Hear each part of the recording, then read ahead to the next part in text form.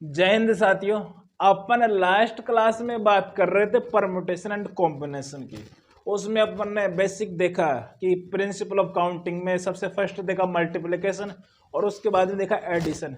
Multiplication में क्या था कि यदि एक काम के बाद में दूसरा काम करना हो डेफिनेट ऑर्डर में तो उसमें अपन क्या कर देते हैं, मल्टीप्लिकेशन कर देते हैं।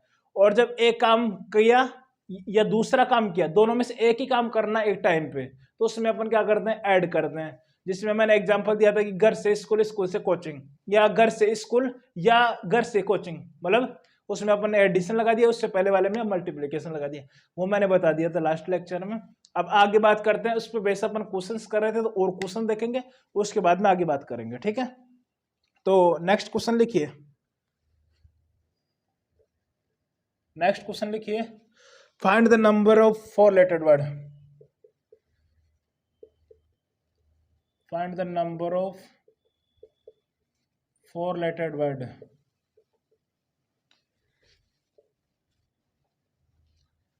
Using only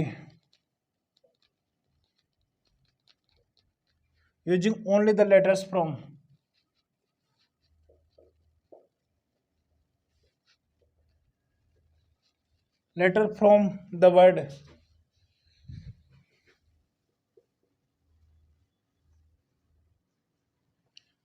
the word है daughter,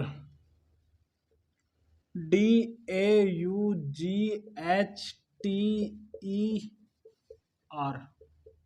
ठीक है। If each word is to include G, if each word is to include G, मतलब क्या बोल रहा है कि प्रत्येक वर्ड में क्या आना चाहिए, जी आना ही चाहिए। आई बात समझ में? क्वेश्चन क्या बोल रहा है, अपन को 4 लेटर्ड का वर्ड बनाना है। ओनली यूजिंग अपन को यूज करना है सिर्फ डॉटर्स में जो लेटर्स है उन्हीं को यूज करते हुए अपन को 4 लेटर्ड का वर्ड बनाना है। और फिर बाद में कंडीशन बोल रहा है if each word is to be include जी, मतलब जो भी हमारे पास वर्ड्स बनेंगे उनमें जी आना ही चाहिए, ठीक है। तो बात करते हैं, खुद से ट्राई करिए 1 मिनट के लिए, फिर देखते हैं इसमें। 4 लेटर्ड वर्ड बनाना है तो खुद से ट्राई करिए, फिर देखिए इसका सॉल्यूशन।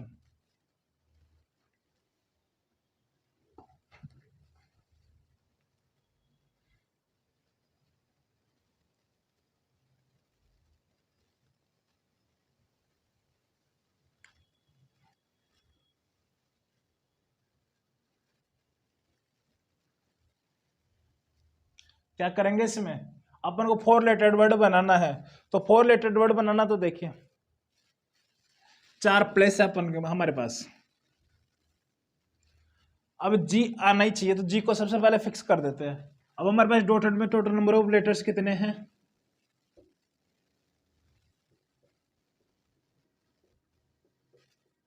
हमारे पास लेटर्स हैं 1 2 3 4 5 6 7 8 हमारे पास यहाँ पे नंबर ऑफ लेटर्स है।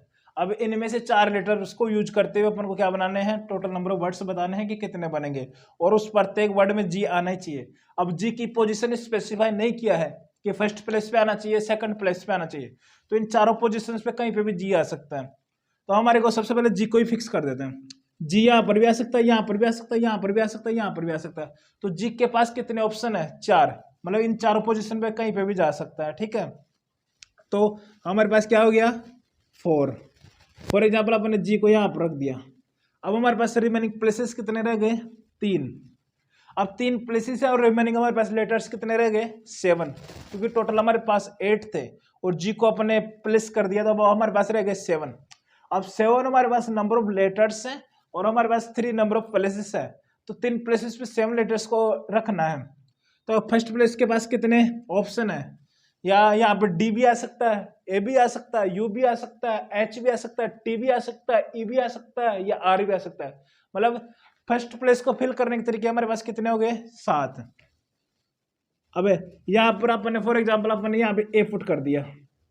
अब यहाँ पे अपन जी भी पुट नहीं कर सकते, ए भी पुट नहीं कर सकते। अब हमारे पास रिमेनिंग लेटर्स कितने रह गए, 6, तो इंटू 6 फिर इंटू 5। आगे बात समझ में? तो ये हमारे पास नंबर ऑफ वर्ड्स हो जाएंगे, मतलब ये फॉर किसके लिए है, फॉर जी, ये सबसे पहले जी को फिक्स किया और फिर ये क्या, फॉर रिमेनिंग लेटर्स। ठीक है,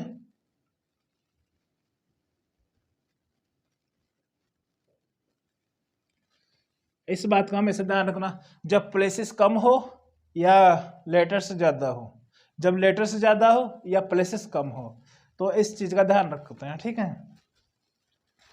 जब प्लेसेस और लेटर्स इक्वल हो जाए तो डायरेक्ट अपन 6 into 7 into 5 into 7 into 6 into 5 into 4 into 3 into 2 into 1 ऐसे कर सकते हैं। ठीक है, नेक्स्ट क्वेश्चन देखते हैं, यहाँ पे लिख देते हैं इसको। नेक्स्ट क्वेश्चन बोल रहा है how many natural numbers, how many natural numbers are there between 1 and 100, sorry 1 and 1000, which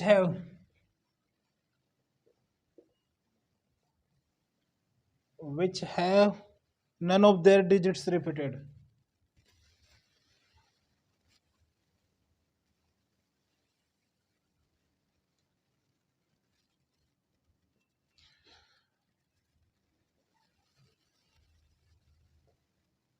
और एक्सक्लूड करना है बोथ,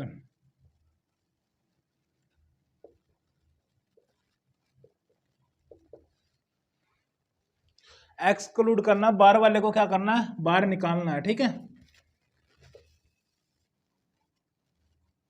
मतलब 1 और 1000 को इंक्लूड नहीं करना है। अब हमारे पास पूछ रहा है how many natural numbers are there in between 1 and 1000 which have none of their digits repeated, मतलब उनके डिजिट्स रिपीट ना हो, मतलब 1 से 1000 के बीच में total number of natural numbers बताने हैं जिनमें क्या करें, डिजिट रिपीट ना हो, तो वो अपन को निकालना है। तो देखिए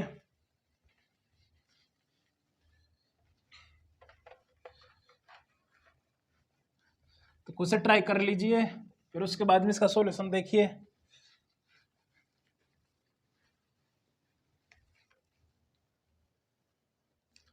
अब अपन को बताना है, तो सबसे पहले 1 से 1000 के बीच में 1 डिजिट का भी नंबर्स आएंगे, 2 डिजिट्स के भी आएंगे, 3 डिजिट के भी आएंगे, लेकिन 4 डिजिट के नहीं आएंगे, क्योंकि लास्ट 1000 ये फर्स्ट नेचुरल नंबर है जो 4 डिजिट का होगा, तो उसको तो अपन को इंक्लूड नहीं करना है। मतलब अपन को 1 से लेकर 3 डिजिट के नंबर बनाना है जिसमें से डिजिट रिपीट ना करे। तो सबसे पहले देखिए 1 डिजिट नंबर देखिए, 1 डिजिट नंबर्स कितने हो जाएंगे, देखिए हमारे पास ये है 0 1 2 3 4 5 6 7 8 और 9। अब इनको यूज करते हुए अपन को नंबर्स बनाने हैं। ठीक है, तो अपन यहाँ पे 0 भी नहीं ले सकते क्योंकि 1 और 1000 को इंक्लूड नहीं करना है, और 1 भी नहीं ले सकते, तो हमारे पास टोटल बाकी ऑप्शन कितने रहेंगे, या तो 2 आ सकता है, या 3 आ सकता है, या 4 आ सकता है, 5 आ सकता है, 6 आ सकता है, 7 8 एंड 9 आ सकता है। तो हमारे पास 1 डिजिट के नंबर्स कितने पॉसिबल हैं, 1 2 3 4 5 6 7 8, तो यहाँ पर कितने आ जाएंगे, 8 आ जाएंगे। ठीक है, अब 2 डिजिट नंबर्स देखिए, 2 डिजिट नंबर बनाना अपन को, तो हमारे पास ऐसे 2 प्लेसेस हैं। अब फर्स्ट प्लेस पे अपन 0 नहीं रख सकते, यदि फर्स्ट प्लेस पे 0 आ गया तो वो 1 डिजिट नंबर बन जाएगा, इसलिए यहाँ पर अपन 0 नहीं रख सकते। अब हमारे पास रिमेनिंग ऑप्शन कितने रह गए, 9, मतलब यहाँ पे 1 भी आ सकता है, 2 भी आ सकता है, 3 भी आ सकता है, 4 भी आ सकता है, 5 भी आ सकता है, 6 भी आ सकता है, 7 भी आ सकता है, 8 भी आ सकता है एंड 9 भी आ सकता है। इनमें से कोई सा भी डिजिट आ सकता है, तो हमारे पास यहाँ पे ऑप्शन कितने हैं, 9, तो 9 इंटू, एक सेकंड,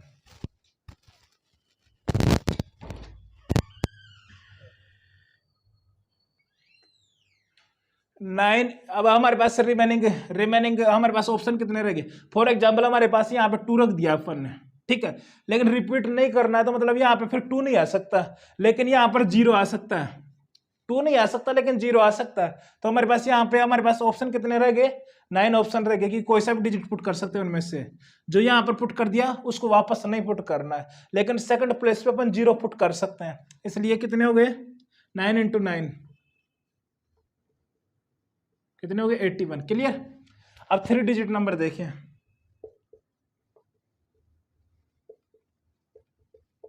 3 डिजिट नंबर से देख लीजिए। अब अपन को 3 डिजिट बनाने हैं, ये फर्स्ट प्लेस, ये सेकंड, ये थर्ड। यहाँ पे 0 नहीं रख सकते, 0 रख देंगे तो हमारे पास 2 डिजिट नंबर बन जाएगा। तो 2 डिजिट अपन ऑलरेडी काउंट कर चुके हैं, ठीक है। तो 0 नहीं रख सकते, तो हमारे पास रिमेनिंग ऑप्शंस कितने रह गए, 9। तो 9 × यहाँ पे अपन 0 रख सकते हैं, लेकिन जो अपन ने यहाँ पर पुट कर दिया वो यहाँ पर नहीं पुट कर सकते। मतलब फॉर एग्जाम्पल यहाँ पे 3 पुट कर दिया तो यहाँ पर 3 नहीं कर सकते। तो यहाँ पर हमारे पास ऑप्शन कितने रह जाएंगे, सेकंड प्लेस को फिल करने के, 0 को इंक्लूड कर दीजिए और 3 को हटा दीजिए, तो रिमेनिंग ऑप्शन कितने रहेंगे, 9 × अब यहाँ पे अपन ने फॉर एग्जाम्पल अपन ने कोई भी डिजिट पुट कर दिया, एक्सेप्ट फर्स्ट प्लेस का भी, जो फर्स्ट प्लेस पे पुट किया वो भी नहीं करना है, सेकंड प्लेस पे पुट किया वो भी नहीं करना है। तो अब हमारे पास रिमेनिंग डिजिट्स कितने रह गए, 8 रह गए। तो × 8, तो ये हमारे पास कितना आ गया, 9 × 9 × 8, तो ये हो गया कितना, 72 × 9, तो 8 9 7 63 63,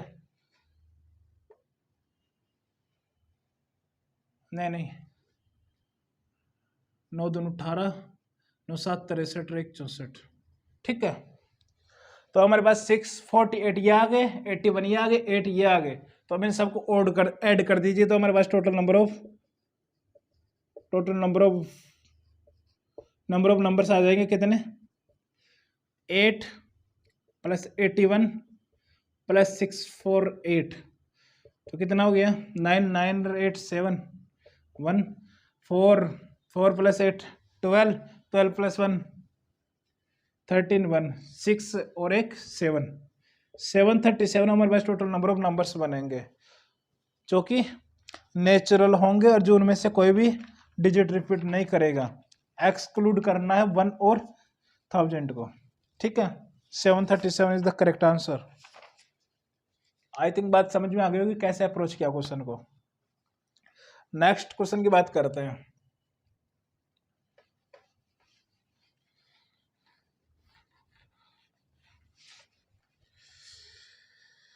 Find the number of ways in which a person can post. Find the number of ways a person can post 5 letters in 10 letter boxes.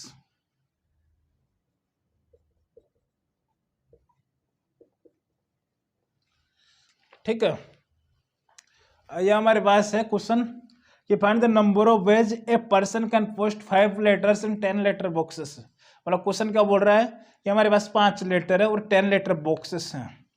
अब अपन को पोस्ट करना है लेटर, मतलब लेटर कहीं पे भेजना है, तो अपन से पूछ रहा है कि अपन कितने तरीके से लेटर पोस्ट कर सकते हैं। मतलब क्वेश्चन क्या बोल रहा है कि हमारे पास क्या है, 10 लेटर बॉक्सेस हैं, 1 2 3 ऐसे चल रहे हैं, ठीक, 10 है। Box number 1, box number 2, box number 3 ऐसे हैं, बॉक्स नंबर 10। हमारे पास 10 लेटर बॉक्सेस हैं और हमारे पास नंबर ऑफ लेटर्स कितने हैं, 5। मतलब लेटर 1 के पास कितने ऑप्शन है, फर्स्ट बॉक्स में भी पुट कर सकते हैं, सेकंड बॉक्स में पुट कर सकते हैं, थर्ड में पुट कर सकते हैं, या 10th में भी, ऐसे किसी भी बॉक्स में पुट कर सकते हैं। एक लेटर बॉक्स में एक से ज्यादा लेटर भी आ सकते हैं, कोई दिक्कत नहीं है। तो फर्स्ट लेटर के पास कितने ऑप्शन है,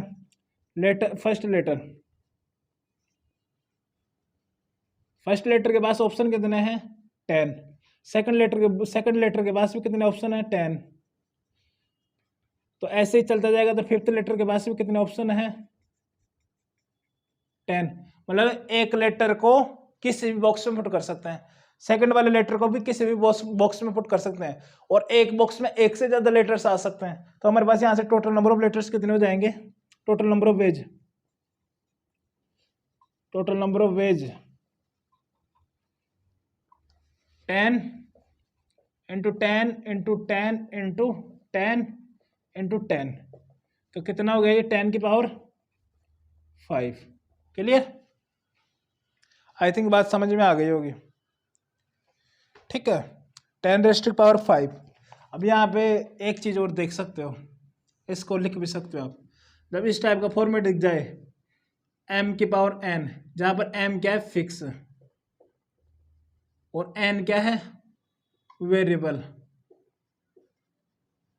तो इसका हमेशा क्या होता है, देखिए यदि m फिक्स है, यहाँ पे नंबर ऑफ बॉक्सेस क्या है फिक्स है, लेकिन नंबर ऑफ लेटर्स क्या है वेरिएबल कर रहे हैं, मतलब एक बॉक्स में एक से ज्यादा लेटर्स भी आ सकते हैं, तो इसलिए लेटर्स क्या कर रहे हैं वेरी कर रहे हैं, इसलिए इस फॉर्मेट को ध्यान रख सकते हो m raise to power n। ठीक है, तो उससे अपन ऐसे सोच सकते हैं, जब फिक्स दिख रहा है चीजें, यहाँ पे नंबर ऑफ बॉक्सेस फिक्स दिख गए और लेटर्स वेरी कर रहे हैं, तो इसलिए कितना आ गया 10 रेज़ टू पावर 5। जो फिक्स क्वांटिटी है उसको नीचे रखना है और जो वेरी कर रही है उसको ऊपर रखना है। ठीक है, अब देखिए नेक्स्ट क्वेश्चन देखिए similar type.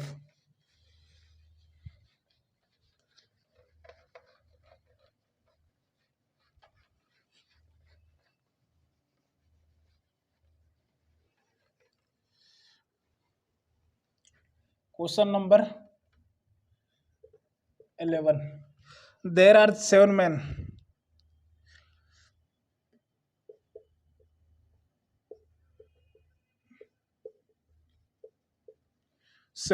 and 3 monkeys.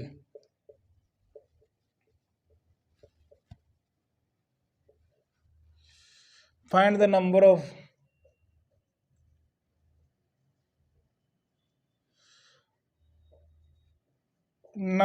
ways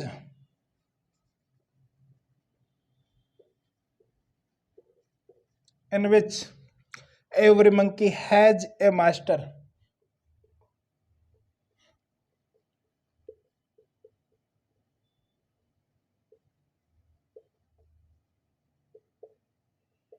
every monkey has master, bracket में दिया है एक व्यक्ति के पास एक से ज्यादा मंकी भी हो सकते हैं। A person can have any number of monkey. ये क्वेश्चन बोल रहा है, अब अपन से पूछ रहा है there are 7 men and 3 monkeys, find the number of ways in which every monkey has master, और बोल रहा है कि एक व्यक्ति के पास एक से ज्यादा मंकी भी हो सकते हैं, कितने भी रख सकता है। ठीक है, तो खुद से ट्राई करिए फिर इसका सॉल्यूशन देखिए।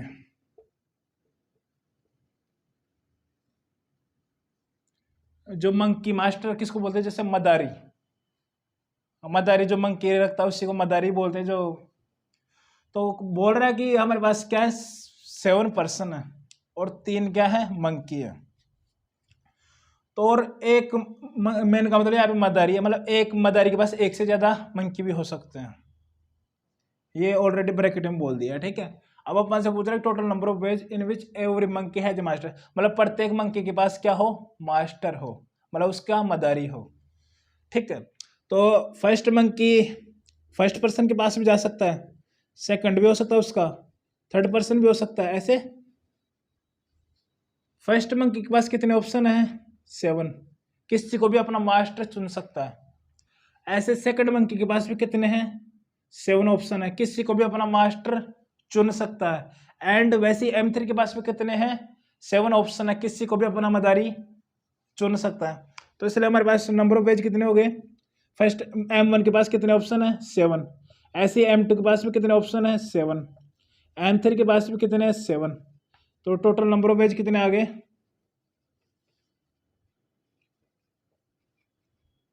टोटल नंबर ऑफ वेज कितने आ गए 7 इंटू 7 इंटू 7,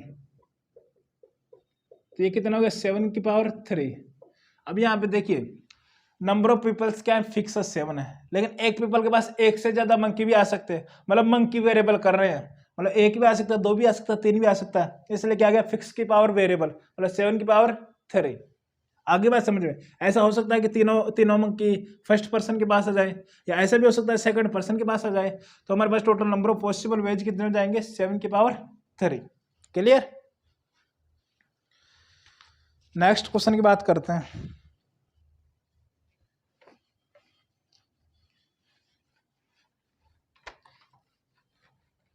और साथ साथ नोट करते रहिएगा।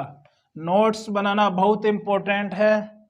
आईआईटी की तैयारी हर साल लगभग 10 से 12 लाख बच्चे करते हैं, हर कोई सेलेक्ट नहीं होता, ये सच्चाई है। जो ईमानदारी से रेगुलर कंटिन्यूस अपने हिसाब से प्रैक्टिस करता रहेगा और अपने हिसाब से नोट्स बनाता रहेगा, क्वेश्चन लगाता रहेगा, वो आराम से आईआईटी क्लियर कर लेगा। और अदरवाइज इधर उधर भटकने से कुछ ज्यादा फायदा नहीं होगा। इसलिए जैसे हम बोल रहे हैं उस हिसाब से चलिए, ठीक रहेगा। नेक्स्ट क्वेश्चन देखिए, फाइंड द नंबर ऑफ, ठीक है यही है, find the number of veg in which 7 different toys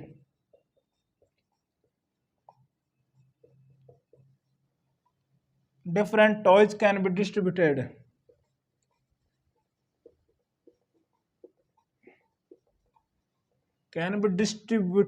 in 3 children.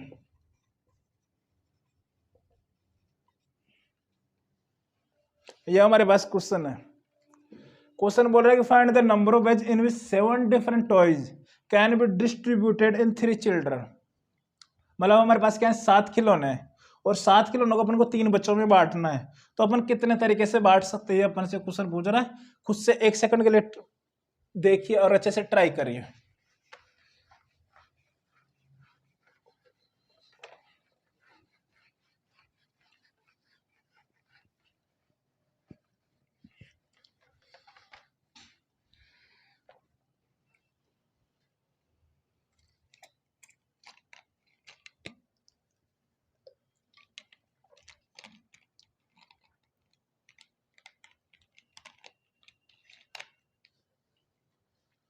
अब देखिए सॉल्यूशन, देखिए इसका क्वेश्चन बोल रहा है कि हमारे पास कितने 7 टॉयज है। मतलब toy number 1, toy number 2, toy number 3, ऐसे कितने हैं, 7 टॉयज है। क्लियर। और हमारे पास नंबर ऑफ चिल्ड्रंस कितने हैं, 3। 3 में अपन को बांटना है। जैसे 3 चिल्ड्रन मान लेते, फॉर एग्जाम्पल गोलू, आसू और टिंकू। हमारे पास 3 चिल्ड्रन है, आसू, गोलू, टिंकू, ठीक है।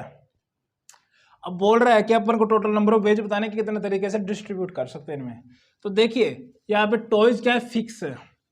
अब टॉय नंबर 1 गोलू के पास भी जा सकता है, आसू के पास भी जा सकता है और टिंकू के पास भी जा सकता है। अब हम टॉय 1 को तीनों में से किसी को भी दे सकते हैं।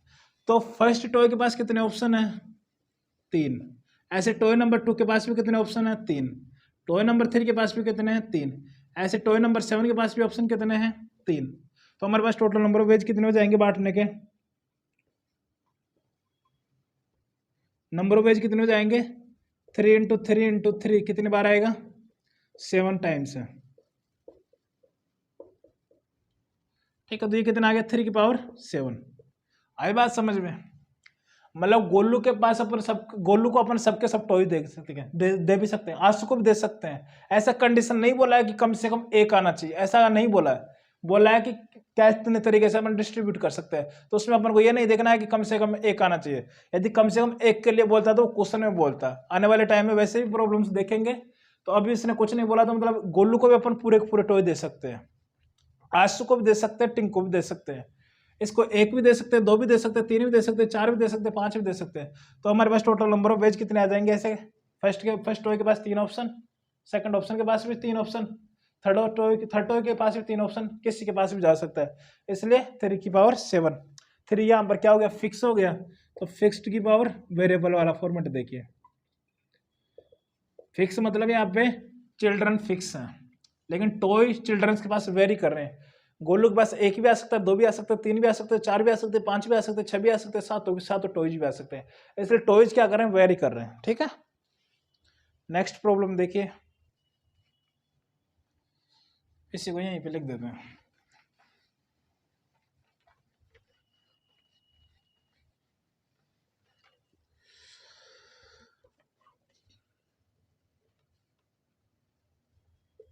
नेक्स्ट प्रॉब्लम बोल रही, a letter lock consists of 4 rings.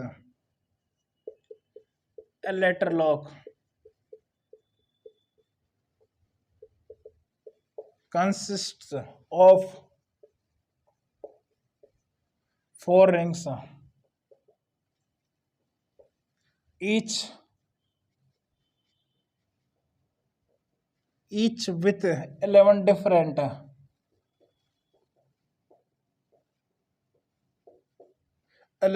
letters. Find the total number of unsuccessful attempts. Find the total number of unsuccessful attempts.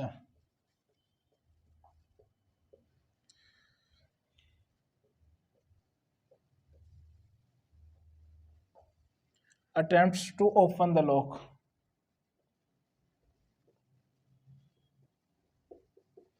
ये हमारे पास क्वेश्चन बोल रहा है कि letter lock consist of 4 rings, ठीक है, और उसमें क्या है 7 लेटर्स क्या है, ईच विथ 7 डिफरेंट लेटर्स। जैसे आपने तो शायद नहीं देखा होगा, लेकिन यहाँ पे आईआईटी के कैंपस में बहुत से मतलब मैक्सिमम बच्चों के पास यहाँ पे साइकिल है, क्योंकि केजीपी का कैंपस बहुत बड़ा है, तो लगभग हर बच्चे के पास यहाँ पे साइकिल है 99%, ठीक है। तो बहुत से बच्चे ऐसा लॉक लगाते हैं अपने साइकिल को, जिसमें लेटर लॉक भी हो सकता है वो, या पिन लॉक भी हो सकता है। तो फॉर एग्जांपल अपन ऐसे देख लेते हैं, हमारे पास क्या है, ऐसे 7 रिंग्स का क्या एक लॉक है, क्लियर। अब उसके ऊपर ऐसे मतलब ऐसे लिखा हुआ है, उस पर आप लेटर्स भी अज्यूम कर सकते हैं या डिजिट्स भी अज्यूम कर सकते हो। डिजिट्स का होगा तो वो 0 से लेकर 9 तक होगा, तो उन्हीं में कोई कॉम्बिनेशन होगा जिसमें वो ओपन हो जाएगा। अब यहाँ पे लेटर्स की बात करा तो लेटर्स मान लेते हैं कि लॉक पे अज्यूम करें कि ऐसे लेटर्स लिखे हुए हैं 11 तक, ठीक है, 11 लेटर्स लिखे हुए हैं। अब एक ऐसा कॉम्बिनेशन होगा, मतलब एक ऐसी सिचुएशन आएगी जिसके लिए लॉक ओपन हो जाएगा। वो कोई भी कोड हो सकता है या कोई भी वर्ड हो सकता है जिसके लिए लॉक ओपन हो जाए। तो अपन को पूछ रहा है कि total number of unsuccessful attempts बताने अपन को, ना कि सक्सेसफुल। सक्सेसफुल तो एक होगा जिसके लिए लॉक ओपन हो जाएगा। अब अपन को बताना है जो अनसक्सेसफुल अटेम्प्ट्स है, तो टोटल माइनस सक्सेसफुल हटा देंगे तो हमारे पास टोटल नंबर ऑफ वेज आ जाएंगे, नंबर ऑफ अनसक्सेसफुल अटेम्प्ट्स,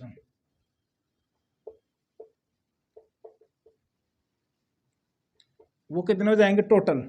अब हमारे पास 11 लेटर्स हैं, 11 लेटर्स को आपस में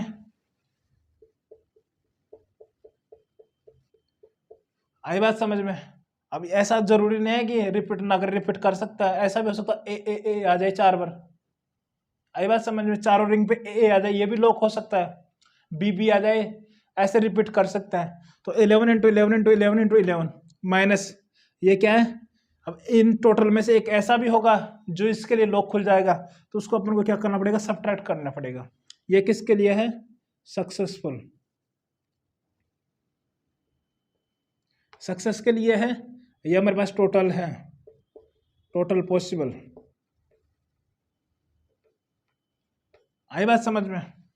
तो इसलिए हमारे पास ये हमारे पास टोटल नंबर ऑफ वेज हो जाएंगे या टोटल नंबर ऑफ अटेम्प्ट्स हो जाएंगे जिनमें लॉक नहीं खुलेगा, 11⁻⁴ -1, क्लियर। अब आगे बात करते हैं अपन फैक्टोरियल की। नोट कर लीजिए क्वेश्चन को। अब बात करने वाले हैं अपन फैक्टोरियल, देख लीजिए।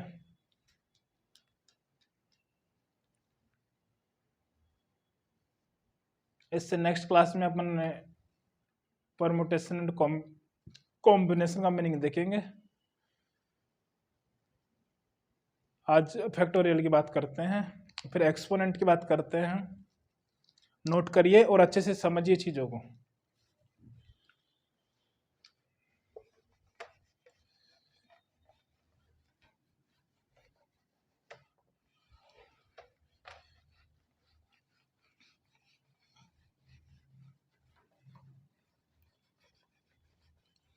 फैक्टोरियल बार बार आपको सुनने को मिलेगा, पूरे जेईई के सिलेबस में बहुत बार आएगा ये, हर जगह मतलब काफी बार सुनने को मिलेगा। तो इसको अभी क्लियर कर देते हैं, फैक्टोरियल किसको बोलते हैं, ठीक है।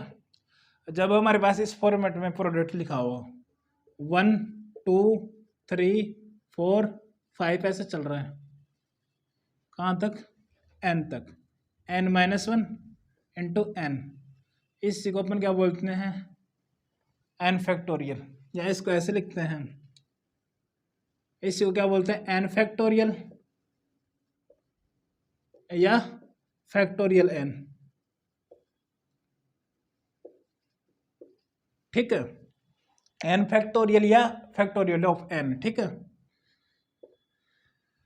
अब देखिए 1 2 3 4 5 ऐसे नेचुरल नंबर्स का प्रोडक्ट है, तो उसी को क्या बोलते हैं अपन, n फैक्टोरियल, जहां पे n क्या होना चाहिए, एक होल नंबर होना चाहिए, होल नंबर,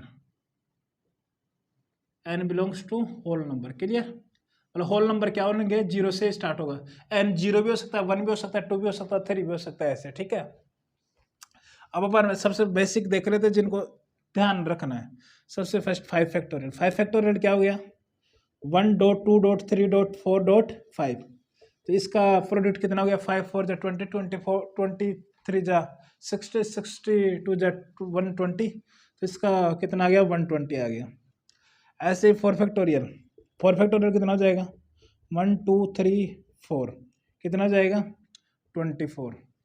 3 फैक्टोरियल 1 2 3, ये कितना आ जाएगा, 6। 2 फैक्टोरियल कितना हो जाएगा, 1 2, कितना आ गया, 2। ऐसे 1 फैक्टोरियल कितना आ जाएगा, 1, तो ये कितना आ गया, 1 आ गया। अब 0 फैक्टोरियल देखिए, 0 फैक्टोरियल कितना आएगा, 0 फैक्टोरियल भी आता है, 1 आता है। अब ये कैसे आता है देखिए, इसको समझ लेते हैं। हमारे पास है n फैक्टोरियल, n फैक्टोरियल कितना आया, 1.2.3.4. ऐसे चल रहा है, कहाँ तक, n-1 इंटू n। कोई दिक्कत नहीं होनी चाहिए। अब 1 से लेकर n-1 तक इसको अपन क्या लिख सकते हैं, इसको अपन लिख सकते हैं n-1 फैक्टोरियल। कोई परेशानी नहीं होगी, लिख सकते हैं, क्या ही रॉकेट साइंस इसमें। इसको अपन ने लिख दिया n-1 फैक्टोरियल इंटू n, ऐसा लिख दिया, कोई परेशानी नहीं।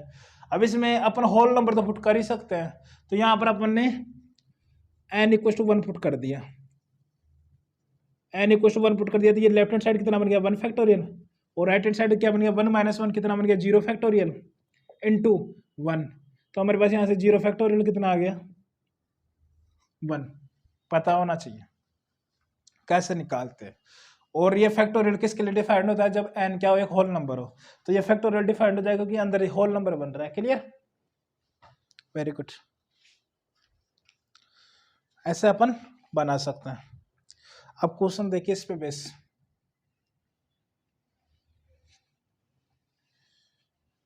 यहीं पे लिख देते हैं।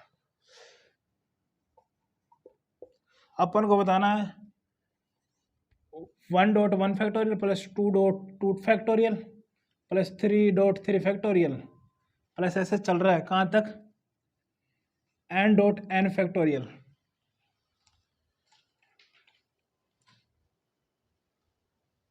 आइए अपन ऐसे पूछ रहा है 1.1 factorial plus 2.2 factorial plus 3.3 factorial, ऐसे चल रहा है n इंटू n फैक्टोरियल।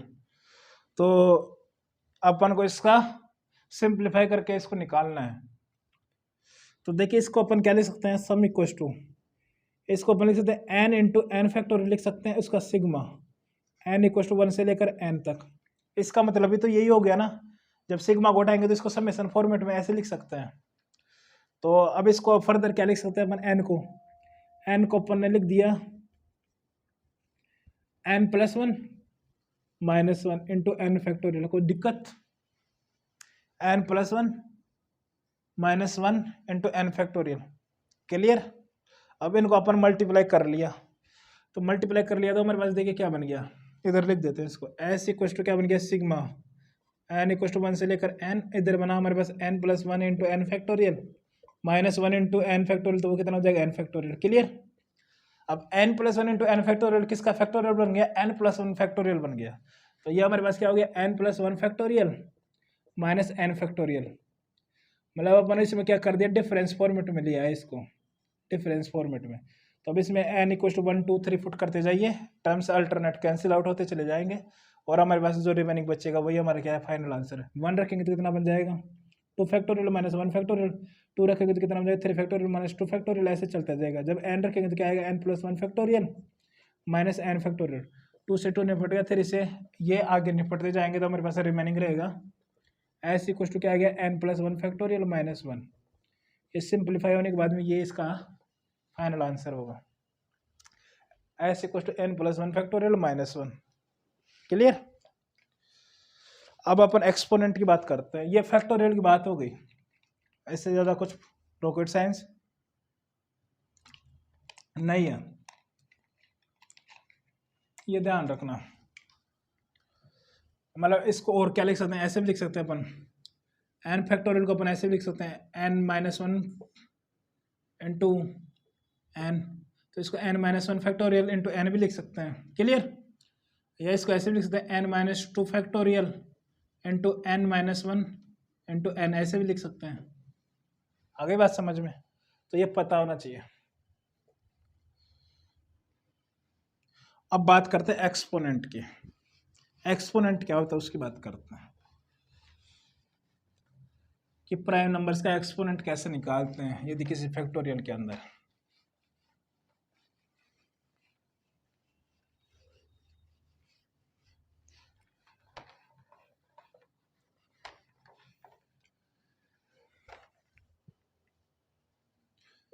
वहां पे एडिंग बना सकते हैं, यहाँ पे exponent of prime p in n factorial.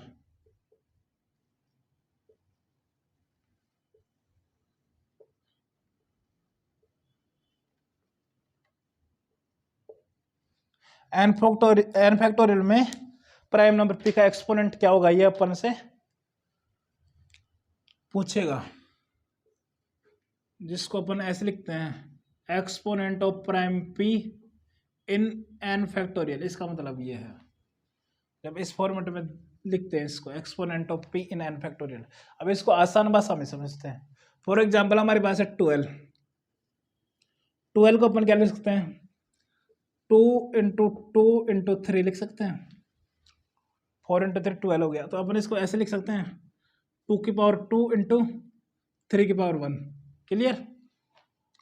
तो यहाँ पर अपन से पूछा कि 12 में 2 का एक्सपोनेंट कितना होगा, तो 12 में 2 का एक्सपोनेंट कितना हो गया 2, और 3 का एक्सपोनेंट कितना हो गया 1। इसी को अपन एक्सपोनेंट बोलते हैं।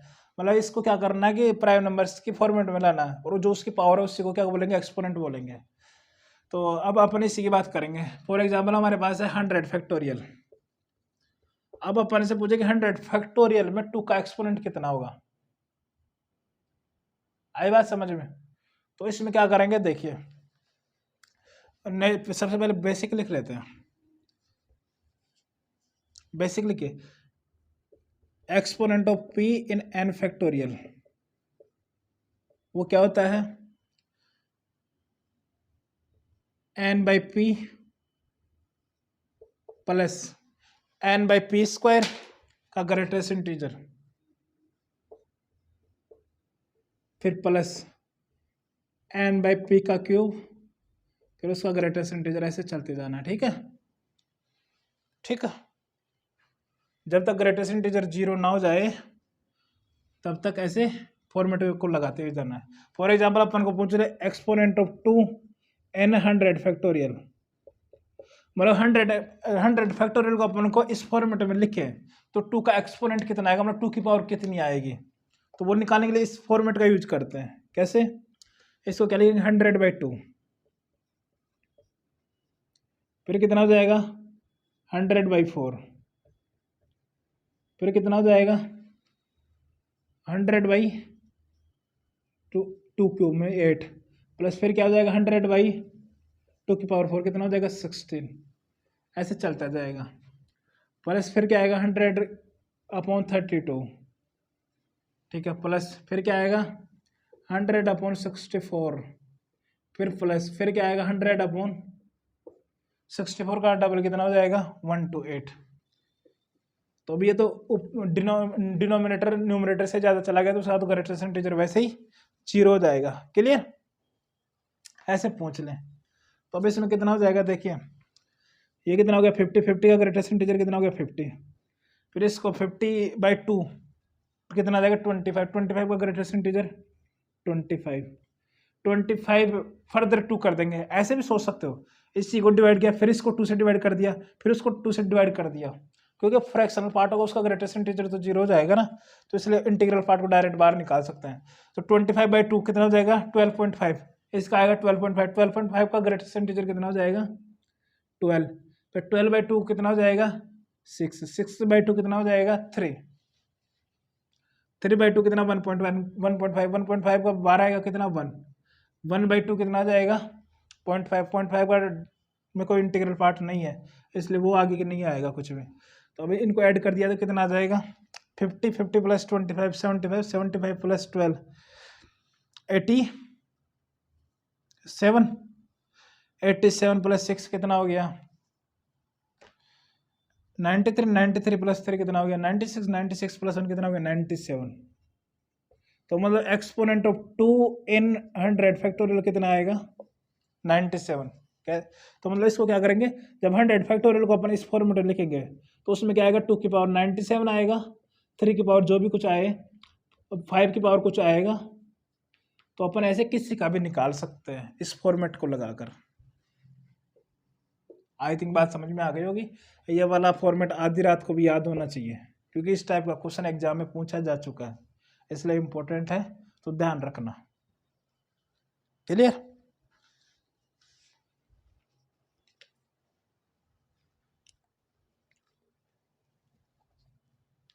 अब ये 50 फैक्टोरियल में 3 का एक्सपोनेंट बताना है। क्वेश्चन ले देख लीजिए, ये तो नोट हो ही गया होगा।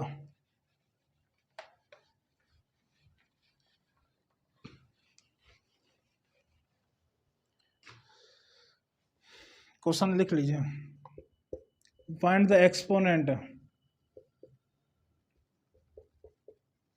Exponent of 3 in 50 factorial. तो मतलब इसका मतलब क्या हो गया E3 50 फैक्टोरियल। तो ये कितना हो जाएगा, देखिए 50/2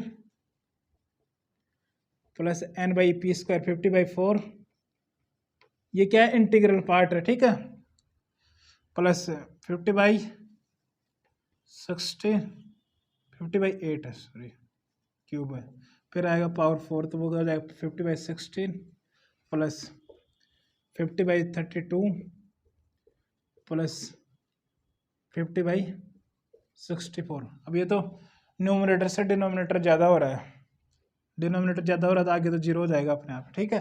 तो 50/2 कितना हो गया 25, तो 25 प्लस 25 फर्दर 2 से डिवाइड करेंगे 12.5, 12.5 का ग्रेटेस्ट इंटीजर कितना 12 प्लस 12/2 कितना आ जाएगा 6, मतलब 12.5/2 करेंगे तो कितना आएगा 6.25, लेकिन उसका भी ग्रेटेस्ट इंटीजर लेंगे तो कितना आ जाएगा 6 ही आ जाएगा।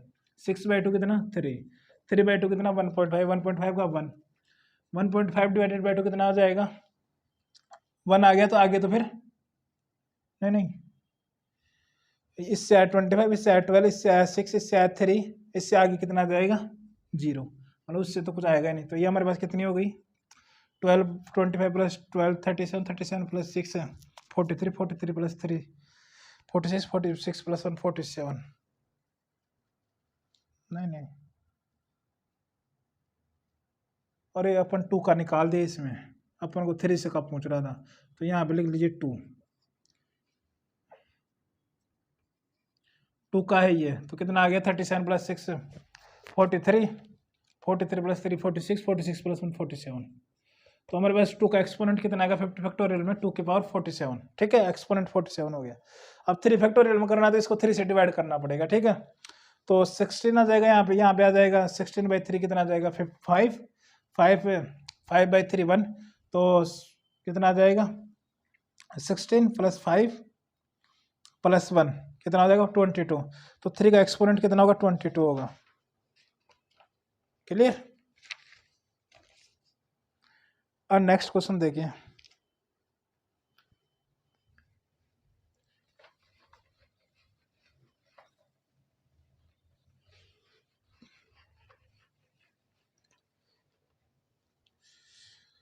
find the exponent of 10 in 100 factorial.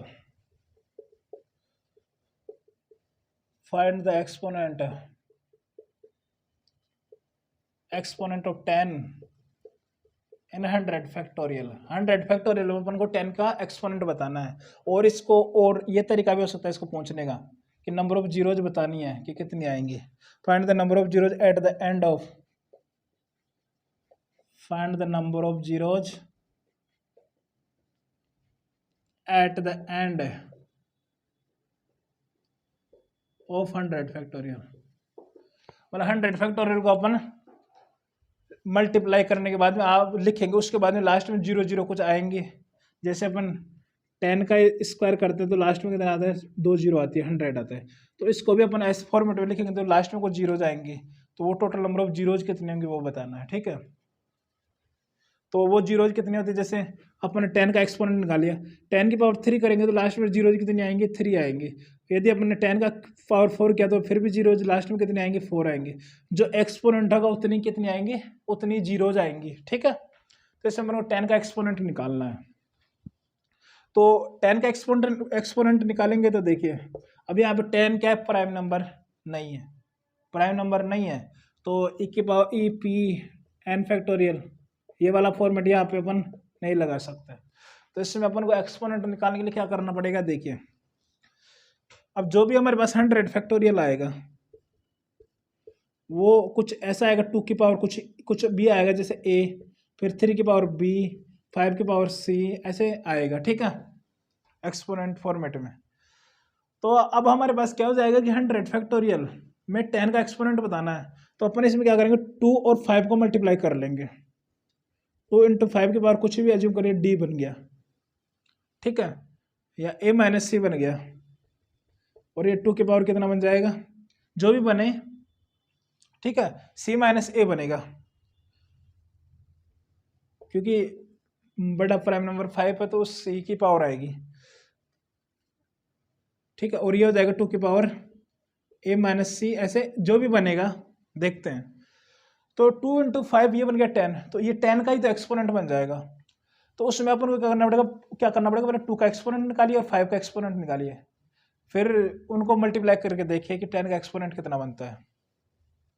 सोचिए, पहले अपन ने 2 का एक्सपोनेंट निकाला, 2 का एक्सपोनेंट निकालने के लिए अपन क्या करेंगे, a ऑफ 2 100 फैक्टोरियल कितना आ जाएगा, डायरेक्ट करते हैं, 100/2 कितना 50, 50/2 कितना 25, 25/2 12, 12/2 6, 6/2 3, 3/2 1, 1/2 0। तो ये हमारे पास इसका सम कितना आ गया, ये 50 25 75 75 प्लस 12 87 87 प्लस 6 93 93 प्लस 3 96 96 प्लस 97। तो 2 का एक्सपोनेंट कितना आ गया, 97, आई थिंक निकाला अभी। अब अपन को 5 का एक्सपोनेंट निकाल लेते हैं। एक्सपोनेंट ऑफ 5 इन 100 फैक्टोरियल वो कितना हो जाएगा, देखिए 100 / 5 कितना आ गया, 20, 20/5 कितना आ गया, 4, 4/5 कितना हो जाएगा, 0। तो उससे आगे कुछ नहीं आएगा, तो हमारे पास यहाँ से एक्सपोनेंट कितना आ गया, 24 आ गया, 5 का एक्सपोनेंट 24। तो अपन अब इसको क्या लिख सकते हैं, 100 फैक्टोरियल को, 100 फैक्टोरियल को अपन लिख सकते हैं 2 की पावर 97 इंटू 3 की पावर कुछ भी आए इंटू 5 की पावर 24। क्लियर, ऐसे, ठीक है। तो अब हमारे पास 10 की पावर कितने बनेगी, देखिए यहाँ से अपने 24 बाहर निकाली, तो ये कितना रह जाएगा, 97 - 24 कितना रह जाएगा, 73। ये हमारे पास बन जाएगा 2 × 5 की पावर 24 इंटू 3 की पावर जो भी है, ठीक है। तो अब हमारे पास कितना हो गया, 2 की पावर 73 इंटू 10 की पावर 24। तो 10 का एक्सपोनेंट कितना होगा, 24, 10 का एक्सपोनेंट कितना होगा, 24, और इसमें लास्ट में एंड में टोटल नंबर ऑफ जीरोज कितने हो जाएंगी, 24। कुछ खास रॉकेट साइंस नहीं लगाया, जो बड़ा प्राइम नंबर है उसकी पावर देख लीजिए, क्लियर, कुछ खास नहीं है, क्लियर। तो हमारे पास टोटल 10 की कितनी हो जाएंगी 24। ठीक है,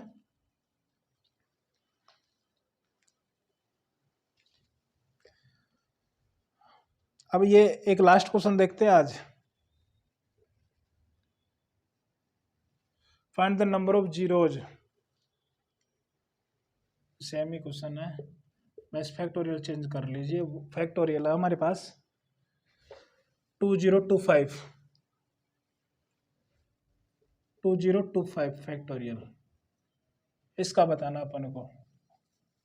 अब इसमें अपन डायरेक्ट क्या करेंगे, 5 का एक्सपोनेंट निकाल लेंगे। 5 का एक्सपोनेंट आएगा वही कितनी हो जाएंगी, टोटल नंबर ऑफ जीरोज हो जाएंगे। तो 2 का निकालने की जरूरत नहीं है, जो हायर प्राइम नंबर आए तोड़ने के बाद में उसी की पावर निकाल लीजिए बस।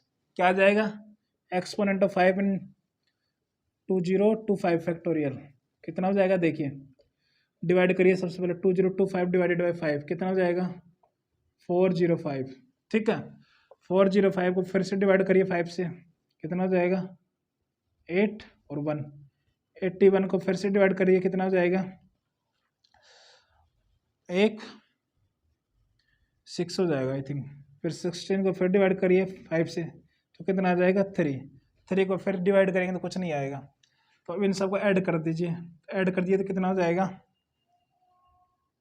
19 प्लस 81 कितना हो गया 100 प्लस 405 तो कितना हो जाएगा 505। तो ये हमारे पास 5 का एक्सपोनेंट आ गया 505, और यही फिर 10 का एक्सपोनेंट बन जाएगा 505। तो हमारे पास टोटल नंबर ऑफ जीरोज कितने आएंगे 505। यही इस क्वेश्चन का क्या है, करेक्ट आंसर है। अब नेक्स्ट क्लास में और बात करेंगे अपन। अब बात करेंगे नेक्स्ट क्लास में परम्यूटेशन एंड कॉम्बिनेशंस की, कि उनका मीनिंग क्या होता है, उनसे कैसे बात करते हैं उनकी। ठीक है, तो उनकी बात अब नेक्स्ट क्लास में करेंगे।